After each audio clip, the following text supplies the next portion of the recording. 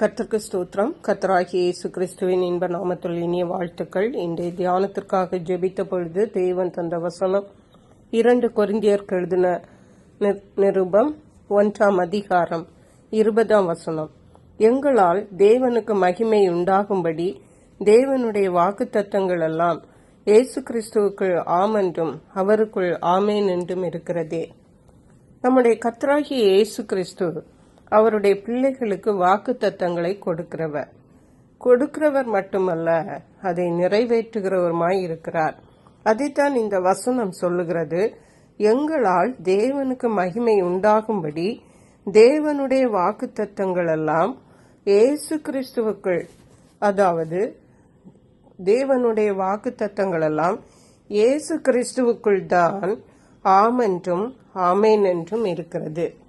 அதாவது வாக்குத்தத்தம் பண்ணின எல்லா வாக்குத்தத்தங்களும் கண்டிப்பாக நிறைவேறும்.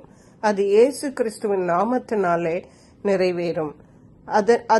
அப்படி நிறைவேறும் பொழுது எங்களால் தேவனுக்கு மகிமை உண்டாகும் என்று இந்த வசனம் சொல்லுகிறது. அதுதான் ஒவ்வொரு தேவனுடைய பிள்ளைகளுடைய வாழ்க்கையிலும் நடைபெறும். இதை நாம் தெரிந்து கொள்ள வேண்டும்.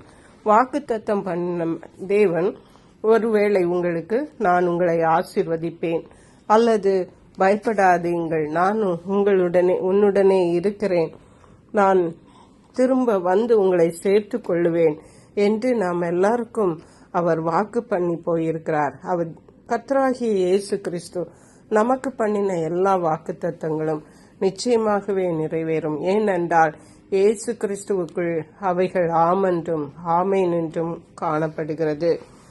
என்னாகம புஸ்தகம் 23ஆம் அதிகாரம் 19ஆம் வசனம் இவ்விதமாக சொல்லுகிறது.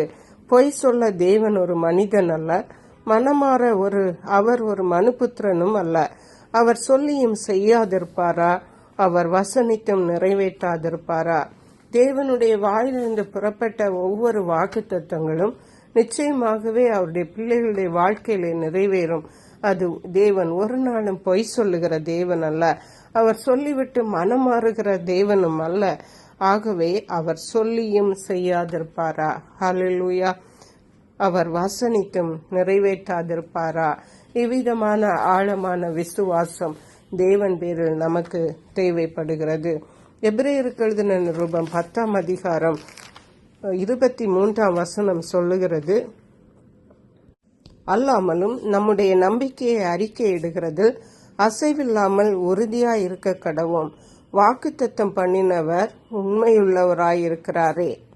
ஹல்லேலூயா. நம்முடைய கர்த்தராகிய இயேசு கிறிஸ்து நமக்கு இம்மையின் ஆசீர்வாதங்களை மட்டுமல்ல, இம்மையில் நிச்சயமாகவே உன்னை ஆசீர்வதிப்பேன் என்று ஆபிரகாமுக்கு சொன்ன தேவன் இன்றைக்கு நம்மோடும் சொல்லுகிறார்.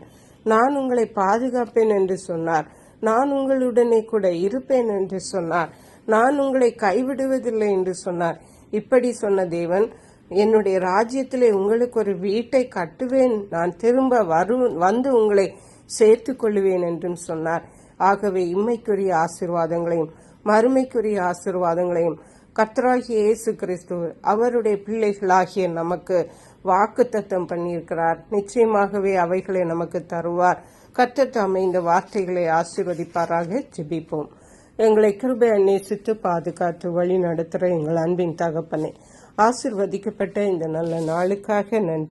இந்த நாளிலும் கர்த்தர் எங்களுக்கு வாக்குத்தத்தம் பண்ணின எல்லா வாக்குத்தத்தங்களும் கர்த்தராகிய இயேசு கிறிஸ்துக்களின் ஆமென்றும் ஆமேன் என்றும் இருக்கிறது என்று சொல்லி கர்த்தர் எங்களை திடப்படுத்தி அவைகளை எங்களுடைய வாழ்க்கையை பெற்றுக்கொள்ள நீர் கிருபை செய்கிறபடியால் நன்றி.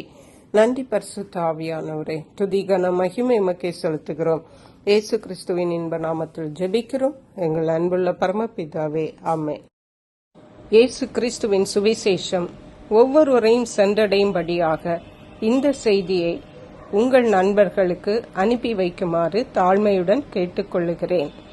கர்த்தர் தாமே உங்கள் அனைவரையும் அபரிதமாய் ஆசீர்வதிப்பாராக.